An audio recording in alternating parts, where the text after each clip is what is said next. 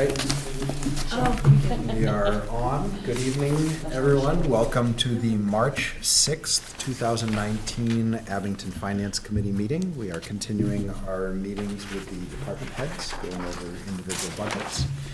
Tonight we have a handful of departments here. Leading us off will be our building inspector, Marshall Adams. Welcome, Marshall. Thanks for coming.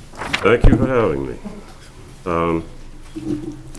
We'll get into salaries. Pretty much mine is set and agreed upon with the Managers Association, and my secretary is set through the union. So I don't have any discretion with regards to any of that. Next, moving on down, we have emergency inspections, which is plumbing, gas, electric. When they get called out, something's damaged and they have to come from their home. That hasn't changed from last year. Education and training budget. Just quickly on that, because we don't appear to have it. Do you know what It was cut out last year. They put it to $1,000, I believe, and it needed to be at $2,000. It was cut, and I can't cut that. I have to send them out. Do you know what the actual expenditure is for this year so far? It's in line with the 2,000. We're going to be close. You're asking about the education? No, for the emergency inspections. It's listed under other compensation budget appropriation. Okay, all right. And, education and training has gone up $660. I have another local inspector who has continuing education and testing and other exams. That's the only thing that's changed. Other than that, everything else remains the same. Inspection postage has gone down. I just set it at $50 rather than it was $200. We're now using the constable. It's unsatisfactory, just sending out mail for via people who violate aren't going to pick up their mail. It was attempted to be more cost effective, but it's not. It goes straight to the sheriff, and that's the way we're going. And my sheriff, I didn't increase it. It was $250. It'll be further down, but I'll probably have to hit that up. I'll probably run out of that, but we've got somebody in zoning who's more aggressive, and we're pushing further with that. The printing budget is the same as last year, $500. Office supplies is it's $1,200. I didn't increase it. It's a little bit tight, but I think we'll make it. The photocopier budget, we have a scanner as well because we're scanning records and whatnot. I think it was $1,000 last year, but I explained that we had to have that, and we've been pushing forward with it. But $2,000 is what it is, being $168 something per. Building inspection, gas and oil budget is down from roughly $1,000. That was for my vehicle, etc. I'm doing less inspections and running around, and I've got the other inspector. He's out there doing more stuff. So I pulled that back a little. And vehicle supplies budget appropriation, tires, parts, that's running a little tight. Running vehicle right now that has a couple of 100,000 miles on it, but when the police turn theirs in, hopefully I'll be looking at getting something else, and then I won't be spending as much on it. I just pulled the door handle off of mine when I went out for lunch today. Just fell off. Inspection, budget supplies, inspection supplies budget, that's actually down from about $500. We've purchased most of the stuff we need, so it's down from about $300. I think it was $525. I think it was last year, actually. Travel budget is I took myself out of that, and I strictly got in there the stipend for plumbing, gas, electric, and my local inspector. They get $100 a month, $50 for the part-time guys that work every other week, and $100 for the local inspector, and that's all that's reflected there. Dues and fees, I pushed up about $200 for the new local inspector for some BOA licenses and membership to organizations that we need to belong to, as well as his license that's required to have.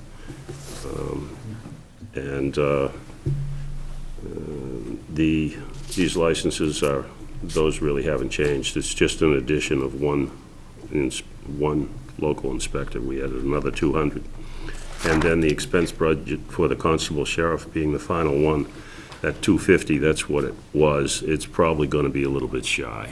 Probably should be $500, but we'll see how many violations and what we've got to do.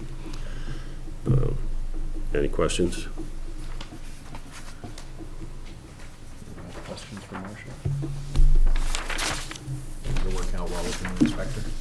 Yes. Everybody seems to be working pretty well. We seem to be a pretty good team.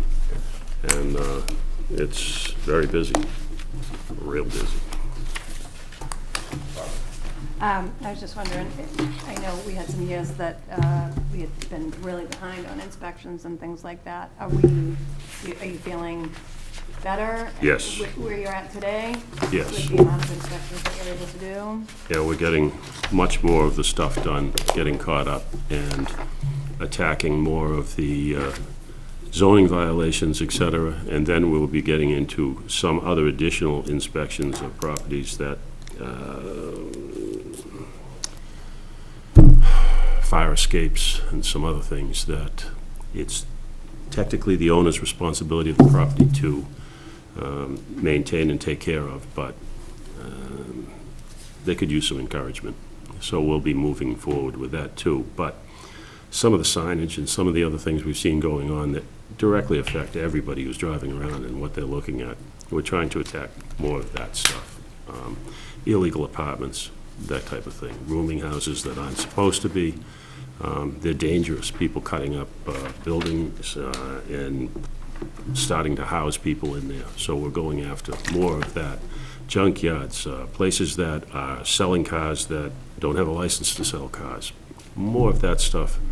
And business is good. The economy's up, and there's more of that popping up, so we have to chase it down. It's time consuming. But we're at it. So yeah, it's we're catching up on it. Good to hear. You mentioned briefly in the expenses section that about the scanning that we talked about last year. Yes. Trying to get all the stuff online. Or digitized at least. That's going well. It is. Yes, we're probably 70%. Yeah. That's good progress. So. Yeah, and then we'll be able to have it so people will be able to access their information online from their computer. That's all. And that will take a burden off of some of the people in the office that are real estate agents, other people coming in want information, they'll be able to access it themselves, bring it up, and print it themselves if they want to. They'll have the ability to do it at our office as well, but it should be more convenient for others to do it from their office or home.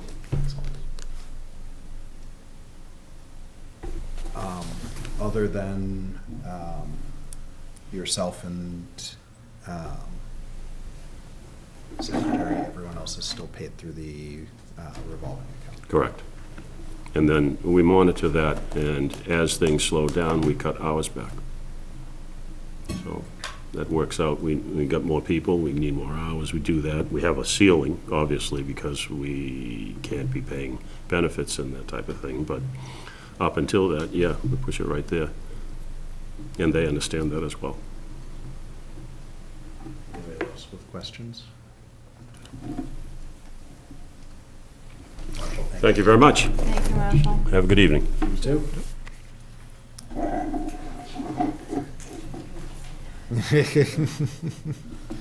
Next, we have our town clerk, Leanne Adams.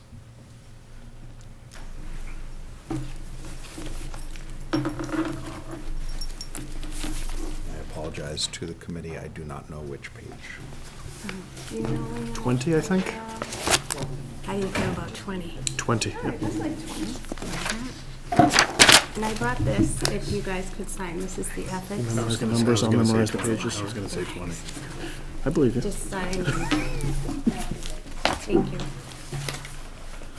There's forms and, on the inside there. We do have the same one. 20. What page are we on?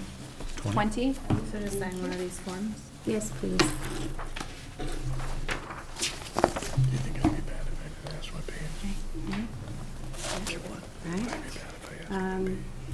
Salaries for the clerk, for the town clerk and the assistant town clerk, 45,837 and 73,022.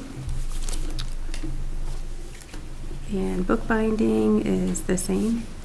Data processing is up a little bit because we are, when we codify things, they have a, there is a fee that they have just to maintain it, but when we add additional documents to it, that's what makes that go up.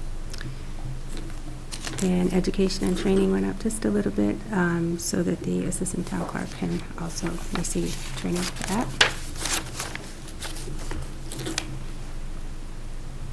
And the census, so under printing, we have the census reminders that have to go out and the removals. So when people don't respond to census, we do have to resend the documents over and over again for signatures. So that tends to go up a little bit each year because people like to ignore it. We have to keep sending it. So, go ahead. Quick point of question for either Rick or Sue. It looks like that stayed the same, but what it was like, what it was for this year was double what it was the year before. Is that correct? I missed the Which line item is it? It's the printing budget. Ian's very soft spoken. Yes. Oh, yeah, I'm sorry. Don't say that. You're gonna get me trouble with them. I don't know. Yeah. That's all the census. Yeah. The Yeah, resending and yeah. Yeah. All of them. stuff. Look at that's a 6 point. Just ignore it because it went from 948, so it went up to $1,000. Because it's costing us more money to Yes, do to what we do need it, to do, yeah. yeah. Yep. So what's the difference? It's just the cost of what, of getting the censuses out and having to resend them out. You have to send them out You send them out and if they, twice as often Yeah. as... If people don't respond, it's required by law that we have to get their signatures and. Right, so comparatively to the 2018, it's... We're able to work on it a little bit more because we have people in the office that can help. So we're able to kind of get the supplies, the forms to do that, yeah. And that's staying consistent current year to next year's budget. Yes.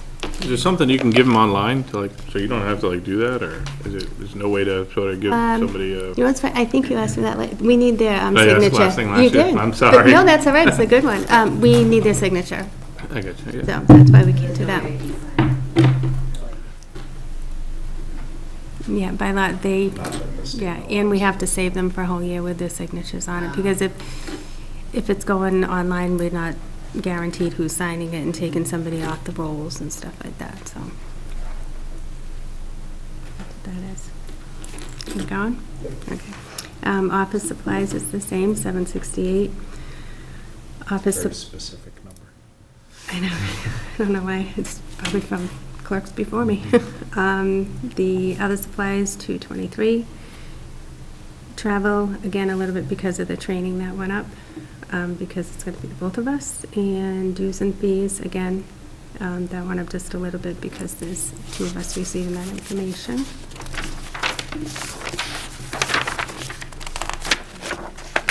And elections. That is going up because for 2020 we have 3 elections. And the early voting is very, very expensive. Really? having the staff for that, yeah, really expensive. That's why that's so high. What does that break down to, you know? In what way? What, 3,400 For the bucks? building, Oh, sorry. for the, Well, so we have, the police officers are in that, and I do have the number that we pay them, but that varies depending on how many we have.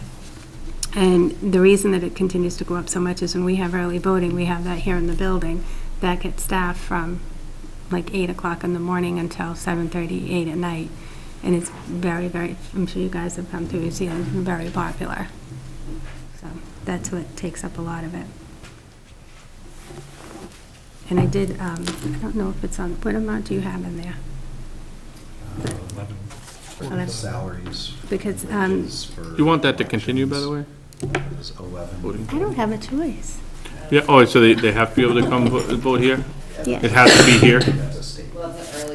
It needs, Yeah, that's what I'm saying, the we early vote has to be here? it doesn't have to be here, it can be in another location. Yep. But if it was in another location, that would cost even more money. Yeah, so it would have to be open that entire time for that, right? Yes. Yep. And if we had another location, we'd have to have Staff. police Yep, officers I got it. there and probably pay for wherever that other.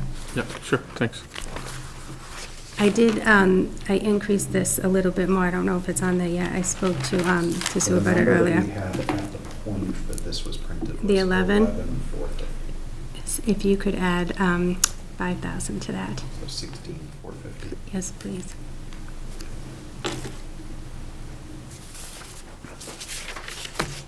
Because of it, I had set it for, in my, that for next year, there was only one election, but yeah, that's not the case, because it's 2020 where there are several more. And to Rick, is that reflected in your latest numbers? No, but it's, as you say, it's only a small amount of money, but no, you won't see that on what you get tonight. You'll see that probably in maybe 2 weeks out when there's, any more, we'll call them minor adjustments. There's no reason to kill 5 trees. Small adjustments like that. So what's the actual total of that line item? 16,450. Thank you. And there were some, a lot of work that Leanne had to perform with her election staff this year, so we probably need a end-of-year transfer.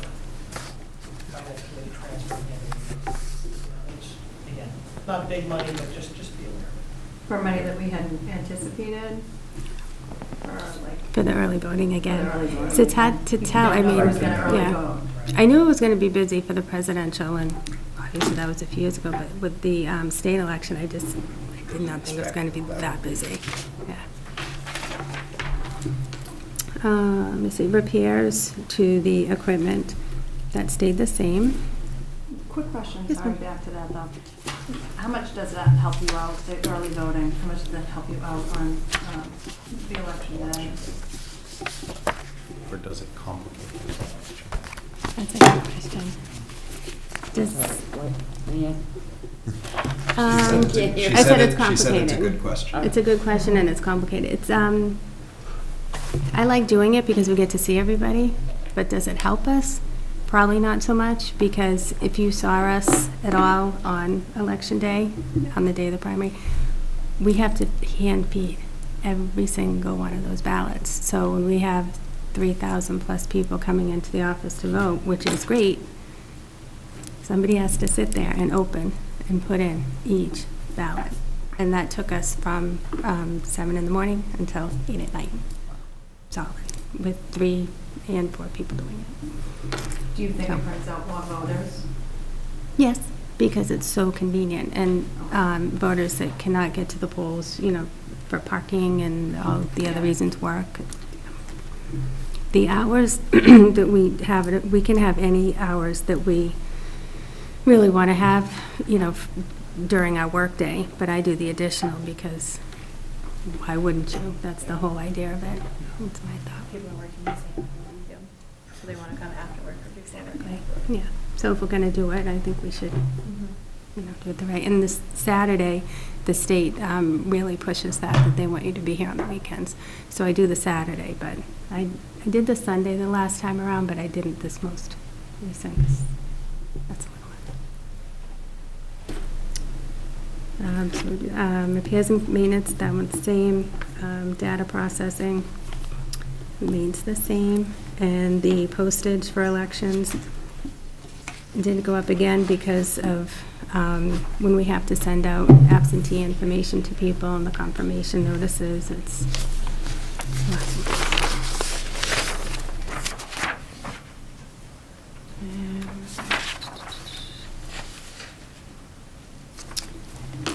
oh, that's it, right?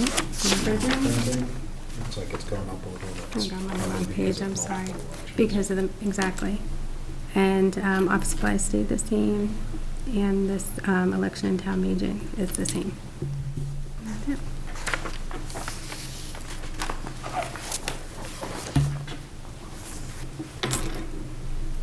That's it. Questions? I have one question, which is. Oh, why don't you No, go first? ahead. My question is more just, the percentage increases are incorrect, right? Yeah, the percentages we had on this paper were not always. Yeah, the budget summary you're gonna get tonight will reflect all the fixed budget salary increases, and that will be it. That's what you're gonna get. But as far as the line item there, I think. Yeah, that just, Yeah, we didn't put in a specific. says like a 16% increase, and it's not. It's clearly not. Yes. It's really a curiosity question, and that is, I keep hearing there's a lot of debate about whether we have the elections at the high school or we have the elections at an outsourced building. Mhm. And what are the pros and cons, and what is the expense if we decide to have it in an outsourced building, whether that's Emerald Hall or someplace else? The cost would pretty much be the same, because what we would pay, the only other hall I've actually checked, I did check the schools, but as far as a function hall, the only other one we went to was Emerald Hall. And she works with us, so the price would pretty much be the same as the janitors. Pros and cons?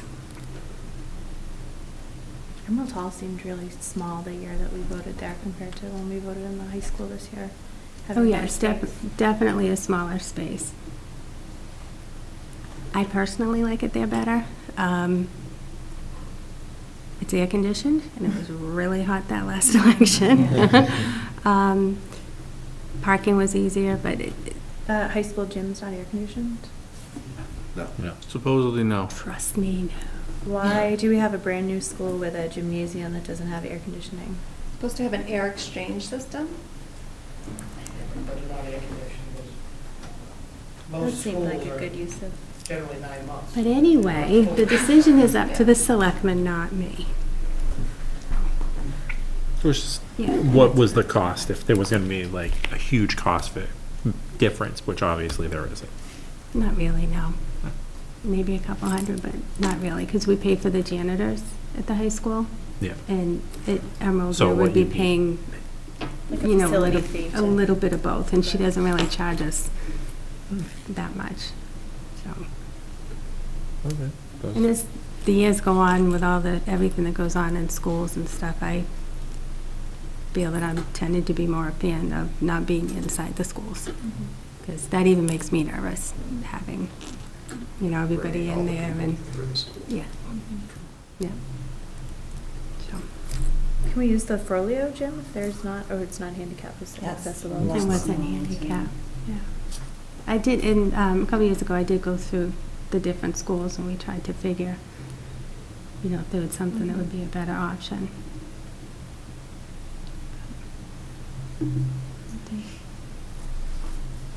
Other questions?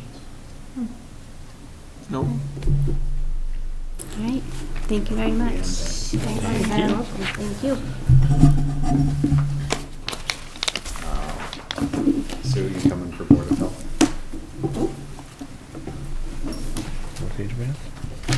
Good question. Town accountant is coming to talk to us about the Board of Health. Yes. Their department number starts with 5110. What page? It's about page 80. This one's a little bit different than your document. So newer Board of Health, it's, we don't have, So, page 79.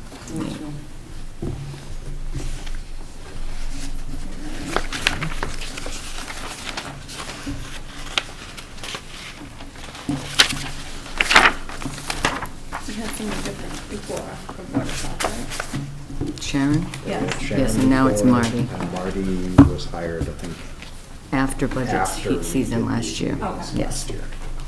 So we have not met with him yet. He has college, so he's taking a test tonight. That's why he can't be here. Unacceptable. His own education. Right.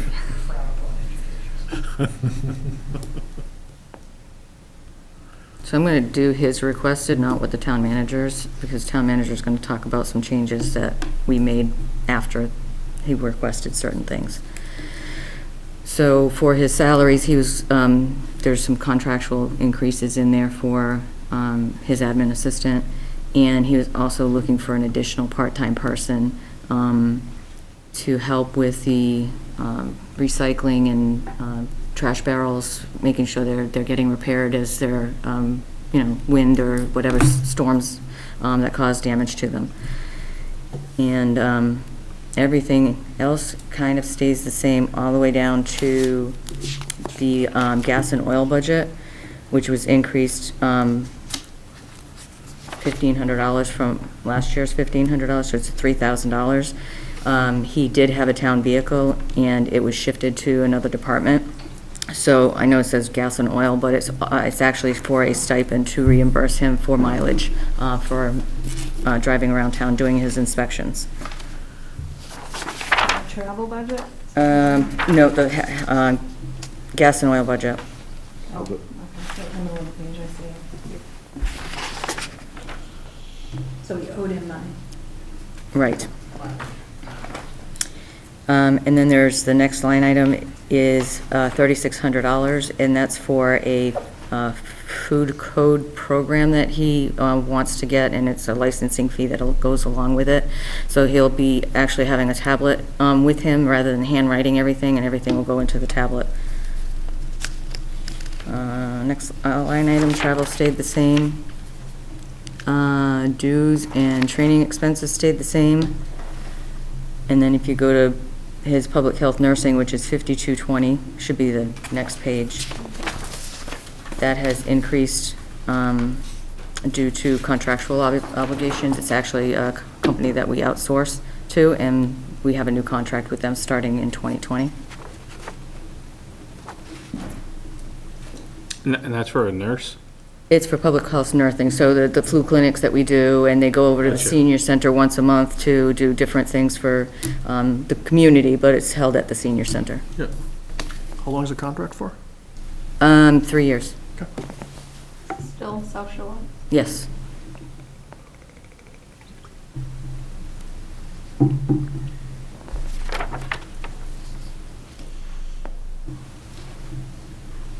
And then if you jump over to waste collection, which is before that, it's probably around page 69 or 70 with for you guys.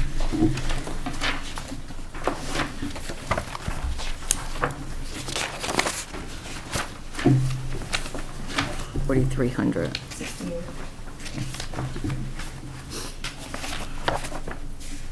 So the first line item is for the removal of trash and recycling, and we already know that we have an issue with this year, so that's the increase, that includes this year's increase that we're going to be looking to take care of, and a consumer price index that's in the contract to go into the following year. All right, wait, so it's the overage from this year? It's the overage from this year, and then they always add a consumer price index on top of that. It's like a 1% or something similar to that, maybe Like a 1 to cost of 3. living Yes, type. yes. Do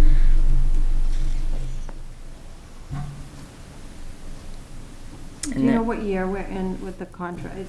How, We are negotiating a new contract, correct? The waste collection? We're only 1 year with them, we're going to be Yes. negotiating a new contract. I recall the discussions last year, we negotiated a 1 year. Right, there For was a this 3-year year. contract, and it was an option for a 2-year extension, but we agreed that we would do two 1-year extensions. The reason for that was to see if there were, give us time to see if there were any other options that we might be, find more advantageous. And there was nothing. Well, the problem is, you're basically paying the same disposal fee, whatever hauler you're using. You're paying prevailing wages to whatever hauler you're using, so when the personnel costs and the disposal costs are essentially the same, there just isn't gonna be Yeah. movement or opportunity, that's the problem. Yeah, recycling's definitely killing us. And then the trash and recycling cart supplies is stayed. Not the recycling is Right. killing us, I'm sorry. I The irony of misspoke. that is, The recycling is not killing us, it's the Inability to Staying the cost. Lack of recycling. yeah, of a place to put the recycling. Okay. Then the next line item is just for supplies, wheels and covers for carts, to repair carts. He reduced the compost site just to bring it down to where he feels like he's spending currently. And then the waste reduction enforcement is $500 as opposed to nothing prior years, just to get materials for awareness. And he increased the shops disposal program. We've had a lot more people coming in and dropping off their sharp containers, and the cost to remove that is going to be more. And his hazardous waste disposal remained the same, and dues and fees he just increased slightly due to memberships that have gone up that he belongs to.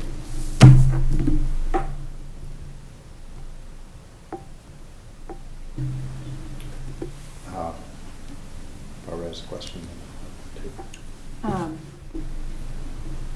He's not here, you might not know this, but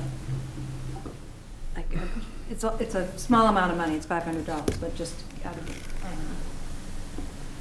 curiosity, grants and things like that for education, is there? I know he has been working on some. He's applied for a few. I don't know if he's actually been accepted at this point, but he is working on grants. Thank you. Mhm. Sharps disposal program, what is that? Okay, so, and diabetes or, home health nurses that go out and needles. Patients in the home Yes, that and then, have- the red boxes that you put the needles in, we actually accept those here, and we take on the cost to have them what is the disposed of. cost? Okay. I don't know the exact cost. I know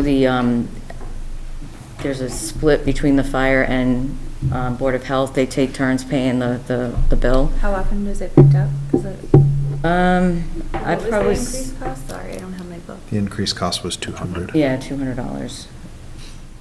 over For the last year? year. Yeah, they come out here probably, So 1,000 total was 800 last year. yeah. So how many times did They probably come out here once every other month. They should probably come out more often because of where they're stored. They're stored in a closet in the Board of Health office. But so- that's okay, as long as they're in a Yeah. As red long bag as and they're they're- sealed, they can be Yeah. stored anywhere, as long as they're in a locked closet. That seems really high to me. If you're only having 6 collections a year and you're picking up 1 box. Yeah, I don't know the answer to that. Would it go on the amount that you're picking up, or just the? They charge by box, and then they So charge the by amount. pickup, so if you have. 6 pickups and a certain amount could increase. Right, so it's by pickup, so it's the average cost, if you have a good contract, is about $70 a pickup. If they come once a month, $70 a month. If they come every other month. So 6 times a year, even if you're paying as high as $90 a month, I mean, if they're only doing 6 months. That's what And I've, you're like, I splitting it don't with know. another department. I don't know for sure. I'm just No, saying, they take turns I've paying just it. seen. Right. So this year it's on his budget, and then. So at a high cost for a medical waste, it's $90. So if they're doing 6, it's $600, let's call it. If they're splitting it by department, that's $300. That's a high cost for. Is it waste split disposal. during the year or split every other year? I'm not really sure. I know that when Sharon was here, it was split every other pickup. I'm not sure if that's still the way it works, but I'm just saying based on experience If- what I know. Maybe if you could have Marty get us some more details on this. But if the volume's large, then your That would cost, be but I great. can't imagine. That's on the Sharps program. Yeah, Yeah. Yes. yep. Do we know what the actuals are running? Do you guys have actuals on there? I don't have actuals on actuals on mine. here, no. That would be another thing, that if he could provide that, that would be great.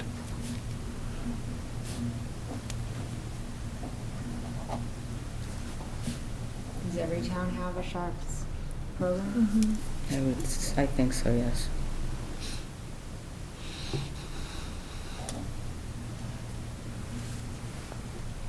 A lot of towns have they'll give needles too. So I don't know if that's included in this. What? So you drop off needles and they'll give you a needle. Needle exchange? That's not. That's different. That's Oh, not town. I think No, the towns or cities, no? This is It just, does, like. I think I see it happen in Quincy all the time everywhere it works. But that's like more run through like grants. and Yeah, maybe state it's grant, funded. yeah. Yeah, no, that's different. I just didn't know if that was. anything else? Quincy, I guess maybe. Any other questions on Board of Health? Unfortunately. Katie, anything else there? I don't have a question on Board of Health, but I just do have a question on, so It's downtown Quincy. on our budgets, the salaries only show the, we don't see last year's salary broken down. Do you know what I mean? It only shows the current breakdown of the salaries because there's no room on the report. They had to customize this report for me, so Okay. it only shows what you have this year. It'll show you, it gives you the total for each year, but Okay. it's not showing the breakdown. Do you know the breakdown? For the prior years, no.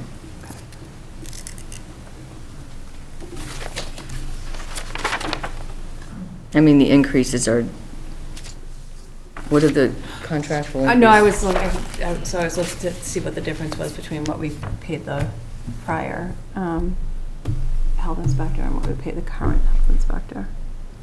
Yeah, it's very similar. Yeah. Marty may start out a little bit less, but I'm not, it's very similar.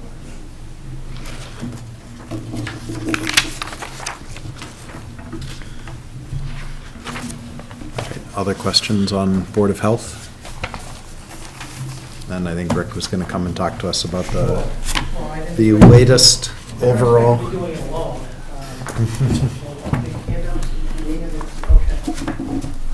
You've been abandoned. Yeah, apparently, yeah. I know what that's like. This isn't the first time, so. Okay. And does everybody have the, oh, nice of you to try me. A summary? Page, okay. And in the next couple days, we'll put this on a spreadsheet,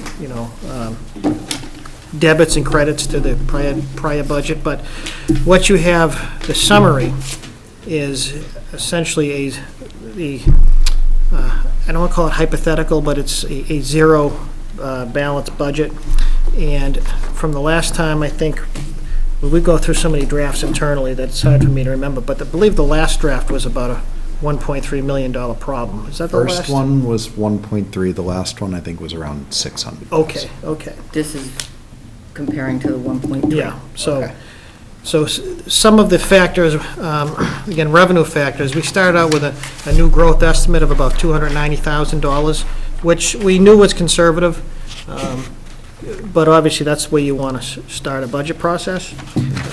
Over a period of time and working with Jack Pistorino, he's comfortable with 340 because he's not seeing anything this year that would seem to deviate from the five-year average, which is what we generally work with, because this time of year, it's just too early to know. You don't know your new growth until actually after you're done with your budget process. So this is, the 340 is the five-year average, and we're comfortable using that number now rather than understating it.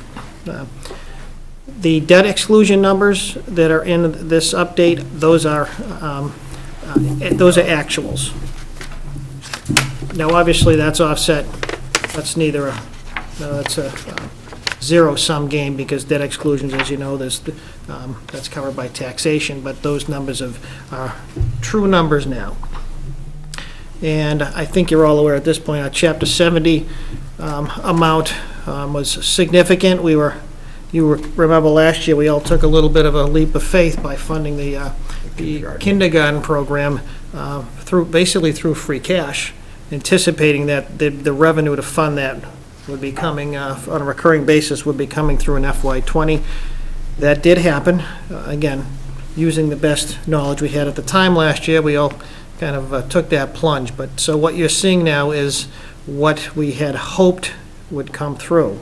So $621,000 is obviously a huge impact on our budget process. So needless to say, we're quite relieved. That's the difference in what we projected. Because I thought What we the used, cost to start the kindergarten was $450, right? Yes, but you have the regular, normal Chapter 70 formula, Yeah. plus the per-student, I could call it a benefit, but the per-student reimbursement on top of what would be, on top of the Chapter 70 normal formula. More people than I thought. Right, so you have those two pieces going together, your normal, per pupil, Chapter 70 formula, combined with the additional school population. So we only planned on on the high end, 8,888? Well, we were starting with the 8.2. Oh, okay, 8.8. Yes, right. Okay. It's 8 million. That's what I mean, yes, yes. we were estimating for Lot of money. 8.2 million. That's where we started the budget process, right? And it came in actual at 8.8. Correct. And again, we were obviously, And so, as stated, just to make sure it's clear, that's a combination of the kindergarten, but also other factors that's correct. within the school. That's correct. Students coming into the high school or Right. transferring back That's into the right. high school. Overall numbers in the school system. And one of the, again, we'll talk about that in a minute. I think you know where you're going here with the vote tech, as a matter of fact. That's, but not to get ahead of ourselves here, but local aid, about 2.7%. That was what the governor in his House 1 budget has proposed, which is in keeping with his stated commitment that local aid would rise at this, would not be kept out of the boon, so to speak, and would rise at the same level as overall state general revenue. So that's 2.7%. Obviously, that's not something we're gonna, balance a budget on per se, but it's still, it's a factor you'll see in your budget. Motor vehicle excise, originally, we were planning on about 2.3 million. And that, as you can see, we've increased it by about a little under $150,000. Last year's actual was about 2.5 million, is that correct? 18's actually, yes. Okay, yeah, the end of 18, so we're still understating a little bit, but, we want to be careful, because I know Sonia's a little bit hesitant to be projecting more than 2.4 this year, because of the factors aren't quite what they used to be. I mean, we don't go out and count how many people bought used cars versus new cars, but I think she's looking at trends elsewhere beyond Abington. So a healthy number, but definitely less than what we received in FY '18 in total. And that number you're saying she's looking at is a previous number? Well, the previous number was collected at FY '18 was about 2.5 million. Yeah. This year, we initially started with about a $2.3 million projection in revenue. Again, Sonia's a little hesitant that we should go much higher than that. Not sure that we'll be collecting at the end of FY '19 what we collected in FY '18, so projecting that forward, she has to look at the amount, the commitment, the amount of bills sent out, and what that tallies up to. Now, I don't know, Sue, you might know, there's got to be some rule of thumb concept of how much you actually collect on a percentage basis from a commitment. Yeah. And I'm not sure exactly what that is, but if you have commitments for, $3 million, you're not gonna get it all. Yeah, the reason I'm asking is because there obviously seems to be a big jump, right? From old numbers to new numbers when stuff comes in, it's good to be conservative. My only issue with it is that can you plan properly, right? Knowing that maybe those numbers come in, maybe they don't, but they usually do. I don't know if there is like a formula that somebody could sort of share to say, look, we try to just hit 85% or whatever it is. Well, looking at local receipts, obviously, this is a huge amount of local receipts in terms of the Yeah. proportion, so, so we start out of the gate trying to be conservative. I think the problem is like a lot of things, it's, unless you're just using averages, it's hard to predict. Literally, I mean, unless you Right. literally know, how many people are buying new cars and what their value is, it's hard to predict. And realistically, when you start to go into, a tougher economy, then that number suffers too, because, Yes. your excise falls. So I don't know that there's not a formula so much, it's just a matter of, Sonia might go by, for the yeah, excise tax. yeah, but anyways, there isn't a specific formula. I think what happened a lot in FY '18 is that there were, where we had that large 2.5 million, was there a lot of uncollectibles from prior years that finally factored came into through. So, our concern is that 2.5 might be an artificially high number, so Sure. that's why we're not, but don't we all wish seriously that we could have a better handle on that?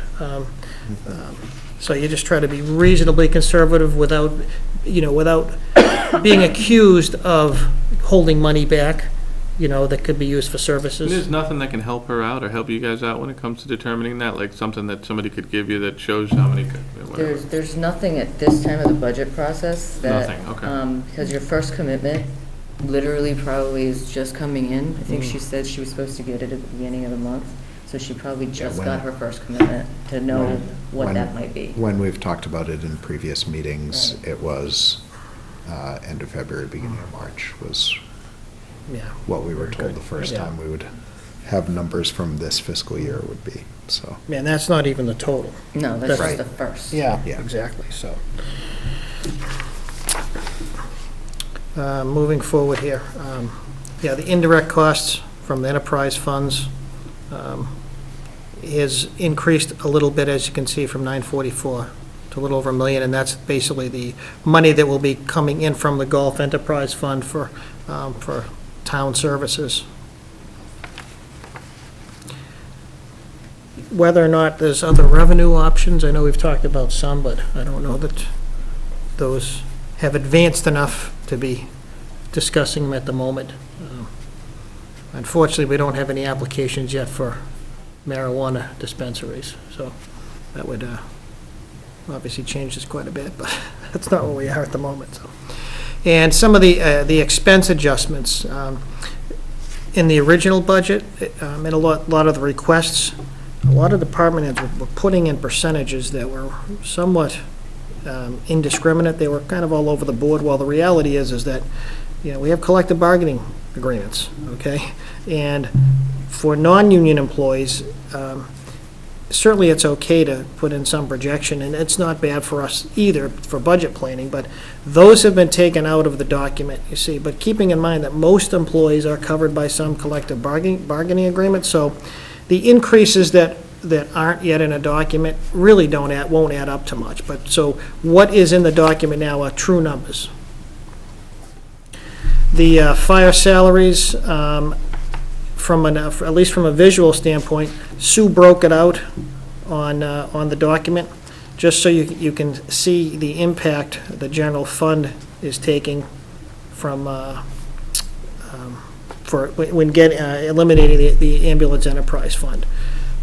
The bottom line is the same in terms of, but just in terms of your visual, because you've talked about it, so you can specifically see, I think that's about, what, $450,000 or so?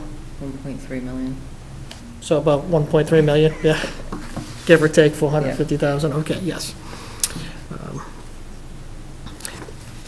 And the expense line item that the chief requested, he had a capital request, lease purchase of an ambulance for $76,000. That's been removed. That's going to be placed on our capital plan. Whether or not, I know you talked about it with the chief, to what extent that should be at least purchased, to what extent that should be part of a borrowing, really is a matter of, what rates would seem better, whether it's a 5-year, or 10-year bond issue. Because as you know, in Abington, these have about a 60-year lifespan. That was a joke. I got Sorry. Thank you, Matt. The original budget had a plug for the school budget at additional 2%, where we've increased that to 3%. And I think one of the things we were talking about with the school administration, we had broken out the increase in from the school kindergarten program, much like we talked about with the ambulance, just so you could see, the visual of how much this is costing. But it's all part of the same budget now. What we didn't end up breaking it out. So because of that, we again, it's another plug of 3%. I know that the school department is in the midst of their own internal budget process, and we meet with Peter and Felicia every week, and so we're hoping that we're going to be where we need to be at 3%, but that's still to be determined, and we certainly don't presume to tell the school committee what it is they ultimately feel that they should be proposing. But right now, in a budget balance scenario, 3% will work. I mean, keep in mind, a 1% on a school budget's, well over $200,000, so. 239,156. That's what I gave us here. Crystallized my thoughts, yes. So again, it's real money. 1% is real money on a school budget. The South Shore VOTEC, I think we talked about this in the past, that decreased significantly, and goes to Mike's point earlier, is that you have a lot of students coming back into the system, and the South Shore VOTEC, the percentage of the school population from Abington is dropped significantly in the last couple of years. So 2 to 3 years. Yeah, which is what people predicted would happen when you have a new facility, that it does keep people in the district. And that is also reflected in the Chapter 70 number, as Mike alluded to earlier. So from the beginning of the budget process, when we simply took the amount of the current year, and same with the school department, we basically put a 2%, plug, just so that we had something built in. And obviously, subsequently, that amount plus, minus the 2% plug is a significant decrease. And the highway department, which, as you know, is part of the DPW, had requested between Park Division and the Highway Division, 3 positions.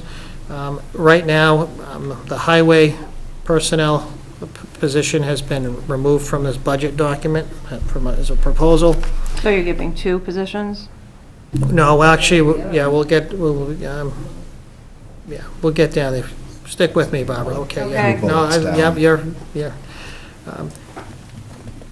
We discussed it, Sue discussed earlier with the Board of Health budget.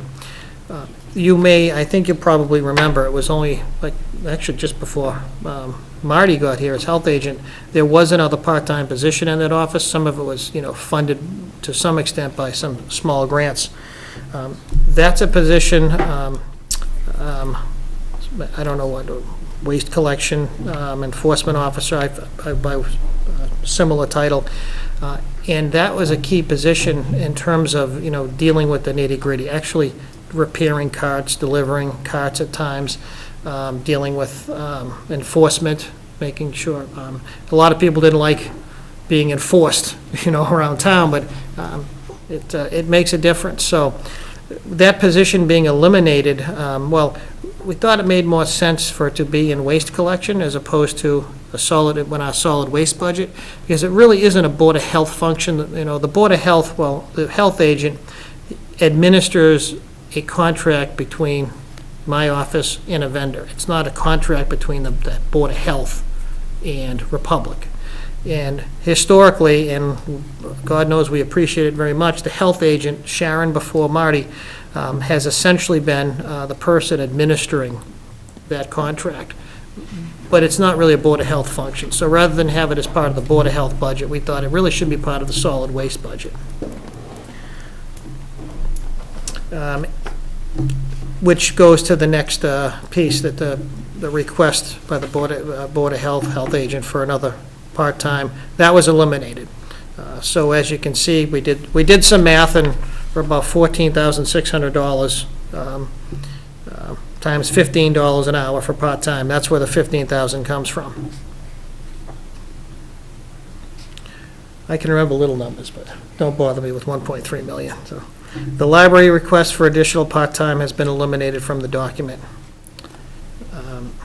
And there was one request, Barbara, in the highway department for an additional body, and for the highway division, there was a request for 2 Park and Rec. Park and Rec, and that has been, we've only, in this budget, there's only one of those positions,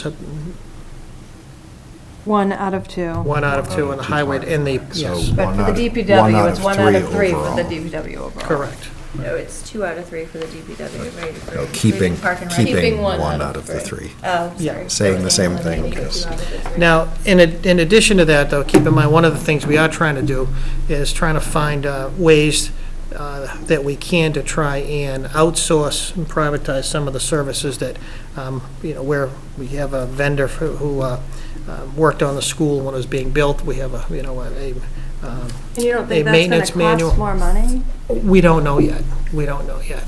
That's, Seems a little bit more cost-effective to, as John was explaining in his meeting last week, if he brings someone to maintain the grounds for the school, they're mowing the lawn, they're landscaping, they're doing the grounds.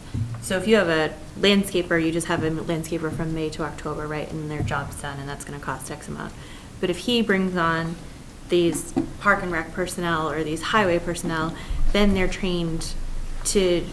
cross-trained essentially, right? So Yes. they're repairing potholes now where we're behind in town and incapable of keeping up with. They're keeping the grounds of the school and helping to expand on any other projects that would require landscaping. They're keeping our fields, litter-free, moving trash barrels around, disposing of trash. So if we outsource just a landscaper, we're paying probably more than, what are these salaries? $70,000 for salaries. I would be shocked that landscaping for the high school Yeah. would cost less than $70,000. Where if we bring on these 2 to 3 positions, and they're not benefited because they're part-time, and we're going to cross-train them. oh, these are full-time. These were They're full-time Oh, I thought he positions. said they were Yeah, part-time, these are so I full-time apologize. But positions. even No. still, The Park and Rec, there was a season. Yeah. there was a Discuss seasonal the seasonal person. line. Yeah, those are part-time seasonal, and these aren't those. These are Right. these But are instead of full-time investing positions. in this moment, why are we not investing in the future? So if we're trying to build these departments up to just a safe level of a work environment for the people who are caring for our town, instead of continuing to outsource just to get by, I just would be shocked that a half a year of landscaping would cost less money than having these projects that would, if we brought them in-house and we trained them and we could have tenure with these employees and then they could do all of the jobs, and plowing, potholes, Sure. tree trimming, I don't know, landscaping, Oh, that's a good waste point. disposal. Well, that's why we have to look at what Not those waste numbers would disposal, look you know like. what I mean, bucket Because you have to type of keep in field. mind, too, that this isn't the number. And if There's a we're- number plus a lot of benefits, and the other potential concern is, this past year, the department had at any given time up to 2 people out on workers' comp, or that, just But because. where those injuries could be prevented if they Well, have the we know what those support injuries that- are, and we can't talk about them, but that's not, those weren't the issues. You raised some very good points, and, we're at just philosophically, our goal was get to a legitimate, balanced budget, and to build from there. I mean, you know what I'm saying? Then we have to say, okay, what can we add in as So what more you're revenue saying- becomes possible, but it's if you're paying a private service, you don't own injuries. You can find other services if you're not satisfied with the one you have. Even if we add another body, they're still going to be stretched very thin trying to handle some of these locations in town, whether it's the fields. In fact, we had two conversations with the Little League Board of Directors, and what we've decided is, at least on a one-year basis, we're going to try having, you know. We spoke about that last week, yes. Oh, okay, well, this week, we actually came to that conclusion that they won't be paying the town fees, but they'll be hiring a landscaper. And so the DPW will be doing very little maintenance at the fields, which is a huge help to the DPW. So that's, one version of outsourcing to save the DPW a lot of time and resources. Whether or not that can extend to high school facility, again, we don't know yet. This is something we have to look at. There needs to be help, no question about that. How that help is best delivered from a cost-effective standpoint, again, to be determined. But one of my concerns is just what I said before. You can hire staff, but when there are issues with that staff, never mind the benefits, vacation time, sick time, personal time, holiday time, when all is said and done, you still might have staffing problems, especially if you have one or two injured employees, which isn't, it's not just not out of the question, it's typical. So these are a lot of the factors that come into play. It's not just necessarily counting money, it's understanding some of the dynamics that happen with full-time employees doing that kind of work. In like the public sector, can you hire someone like per diem, so you don't have to give them benefits, but you call them in when you need them, or does that not exist? Or Because I know like in temporary healthcare, seasonal. like I've worked at jobs and I've been per diem, I get nothing other than the hours I work. I go home and they pay me that, I get no vacation, no sick time, I don't work, I don't get paid. Is there do they have positions like that, and would that be something that we could look into? Because, maybe we need them more during snow and. Well, there are seasonal employees Is there now. something like that? There are part-time seasonal, there are also seasonal full-time employees that the department uses. So we're taking advantage of that the best we can within the limitations of Mass General laws and the need to provide benefits. So you can't just. We kind of do it like with snow, when Right, we like can't the handle outside, the, yeah. so they. But during the summertime, for instance, there's a combination of part-time seasonal and some full-time seasonal during We those. still have to give them benefits, Yeah. so I didn't know if there was a way to Yeah. do it. So there's no way, like, there. No, if you work for a certain amount of weeks, over 19 hours a week, you're eligible for benefits. And do the benefits include pension? They do have to pay into a percentage into the pension system, but they can also, as does the town, but the employee can get a refund for those benefits if they don't get vested in 10 years. But the town doesn't get its money back, though. So that's a good point.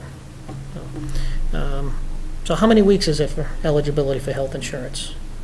I know it's, yeah, but it's if somebody works, full-time I for, think it's 6, I think it's very little. yeah, you're already into paying benefits, and it's okay, it's not okay, but that person then can, if they're laid off, well, then they can, collect, there's depending on how long they work, now you're paying unemployment, they may be, carry their benefits over, COBRA, which is fine, except that we're self-insured, so to the extent that you have employees on your health insurance that aren't working, there's just a lot that goes into that. I'm not saying that that's not the best option in the end, but to get to a balanced budget right now, one position is all it can accommodate right now. That doesn't mean as we move forward and we have refine our revenue a little bit more, because that is our number one staffing priority right now. There's no question about it. As those of you who've been around, that, for a period of time it was the police, no question about it. And it wasn't a big cost. In fact, it's borne by the revolving fund, but I think it was about 2 years ago when everybody from the Selectmen, Finance Committee, everybody decided we need to do more zoning enforcement. We need to, aesthetically, the town, we need to start doing a better job with that. And therefore, that's why the building department is where we had put some staffing, but, but there's no question the DPW is the primary objective at the moment. So, again, as the budget process goes on, we can deliberate on what the best approach will be. Believe me, I know they need help in the DPW. And it may be a combination, it may be a combination of, another full-time person and some privatization. So, again, this is something we're gonna have to play out. That's the DPW and Parks and Rec, right? Well, Same. Park and Rec is part of the It's part of DPW, yes. Barbara? I would much prefer to hire the bodies I would much myself. prefer. I understand getting to a, we have to get to a balanced budget. Pretty much every year since I've been here, the highway department has struggled with personnel. I've been here. Yeah, and again, some of it is again, you have staffing and, it's almost inevitable that you don't have a full staff, like the police department and fire, because you have people out.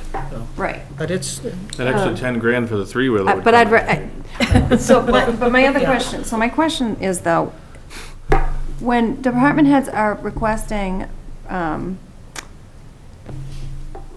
personnel, are they not factoring in benefits and No. into the number? no. And so then where would that number Yeah, come well, up? for instance, your health insurance would be in the health insurance budget, which is obviously the big nut. I think, like was mentioned. Which those, So I- the health insurance and those numbers don't include these positions that would be hired or not hired until we make that final decision, and then Sonia would go back and change those numbers. So I think if I can tell where Barbara's going with this, perhaps in the future when departments are looking to request additional positions, we look at the total cost of the position. Yeah, could they put No, this in they their should do budget salary and plus then say, fringe, like, right. So you estimated know what the total percentage Or cost just, for yeah, students. to the, or Right. at That least- would help for the Yeah, like overall salary budgeting 25,000, process. cost to hire 40,000. You should have I a mean, percentage of what your that, fringe benefits are for a Right, full-time about 30, personnel. right? 35%, I would say, though, that the department, we don't want to be putting that money in the budgets, though, obviously, because. No. I but I would want to know. But I understand. I would Yeah, want it to will know be in for the the budget. overall Yeah, budget. It won't when be I'm in looking different at line It won't be in the Right. department's budget. Understood, yep, that's Right, fine. We can- It'll be in the It's very overall different budget, depending but on not what kind the of plan they department's. pick, whether individual, Yeah, but you family, so can, you have can to- say what your We can say- estimated Now, percentage we have is. we have a plan that is the predominant plan we can use as a, yeah. And I'd rather see it in with, next to the number of that personnel, because, like you said, if I'm not adding this personnel, so that decreases the budget by this amount, or we need to, do you know what I'm saying? Sure. Well, even if we had a good, multiplication factor. Right. Without getting into, because again, there's things you don't know. I mean, for instance, a family plan versus an individual plan. I mean, how. Or someone who chooses not to take the Yeah, insurance. how in-depth can you really be, because you don't know what an employee is going to do. We obviously can't ask No, but a people. department No, but head knows you what still their can give an majority estimate of of their their employees percentages. do. Well, They we don't- know, they don't- You know what I well, mean? we, yeah, It's a they, super easy form. You literally, Yeah. I swear to God, just 'cause I do it at the office, you literally take how many employees you have, divided by what the benefits are, and just divide them by the number of employees. Only because at some point in time, you will either get a person who selects the insurance, Sure, doesn't select the yeah. insurance, is married, isn't married, whatever. Everybody ends up, unless you have a very small field to choose from, if you have a large, if you have 20, 30, 50, whatever it is, employees, you can get a number. It might not be right on like I dead said, nuts, there's but you a know. formula, whether it's 32% or 35%. Yeah, exactly. You might not be dead on where it's 60 grand equals Sure. 90 grand. You know what I'm saying? And that's one of the things that I was having a little tough time with the other day when it comes to hiring somebody at $67,000, right? Or whatever it is, just making up a number. It really is 90. Then there's overtime. Yeah. And that 90 is 130, Potentially. 140. So when you're really looking at a position, it's not 67, it's actually 130. No. And that's where I asked, Sure. is there a better way to explain this? Because that particular conversation was going in the way of, we're underpaying X, right? And then you really look at it, and it's at 130 grand. So that's where I was coming from the other day, and it gives a little bit of a better opinion, or at least understanding of where we're actually paying, how much we're paying a specific employee or a specific department. Yeah, but when you get into these departments like police and fire, you don't know. Some people take a lot of overtime, a lot of people, I know, though, simply that- don't work a lot. So all you can really do is you can't really, when you put a number next to a body, it could be, the $67,000 employee could be 70. The next line, the 67,000 employee could be But if you have a pool of 130. overtime over here, that you have to divide it up, evenly amongst everybody until somebody proves to you no. Well, no, it doesn't quite work that way, no. You have to. So we can come up with an actual real budget that shows specific real numbers. No, but you were talking about an overtime number next to a body. That's not the way it works. No, 100%. You just take the No. number over there and divide it by the bodies, Yeah. right? So it doesn't matter Bob or Jim or Sue or whoever got it, it is what it is. It's this much money left You at the door. average that much overtime per employee if you're. If you're saying no on that, then I wouldn't understand. Well, no, but I guess I'm not, I guess I didn't understand exactly what. So if you You're pay just saying- $10 in overtime, it doesn't matter really who goes to. So you're talking about taking So the this the budgeted amount that, say, the fire chief is projecting for overtime. Yep. And divide that by all the employees. Yep. And if one guy took the majority of it, yes, I get that could possibly happen, but unless you have other good information to So show what's that. I just I don't know think what the this is, advantages I of think this that. is a different conversation than the No. estimating what Yeah. a new, What a new what a employee new would hire would cost. cost. So I know, Yeah. what we used to, especially during really, really difficult times, is we'd say the cost to hire an employee would be X amount plus a ballpark of for Plus your fringe benefits benefits are and about everything. 30%. The cost It to could be lay off 35, an it could be employee 25. would But your be average fringe X benefits. amount of 30%. dollars. And you If should that be able position to is calculate like an average $50,000 a based on year who gets it. position, then you're laying off that employee, and then you have to take into account that they might take the unemployment, and so we always had like a number that wasn't just the salary. Dr. Tyler. Mr. Chairman, I think that, at least from my view, looking from an outside vantage point, at times and often an inside vantage point, I think we are literally having a Mandarin versus Cantonese translation issue. Mandarin. You don't need that for the The notes. challenge that exists today is the numbers that we look at, be it $123,000 for a public safety member, which was, I think, last week's meeting or 2 weeks back, or $1 for another employee. The issue is, what is the total cost to the town and the taxpayer, period. Doesn't matter how you got there. What is it that the town manager and the accountant are saying? This is what we were asked for by the department head, this is what the budget reflects, here's what the total cost is. So when I look at a number, would be $1 or $123,000 or $140,000, I look at it as a $6 million employee. When you look at the long-term impact, right, so $123,000 salary today, 20 years from now, when it becomes retirement eligible, is worth $180,000, assuming a 3% increase every year. Yes. So then you look at the healthcare, the trend in healthcare, it's a $5 million investment. So when you look at that, it's, for me, I hear the budgets and I see in-source and outsource and this department needs that. I personally don't care.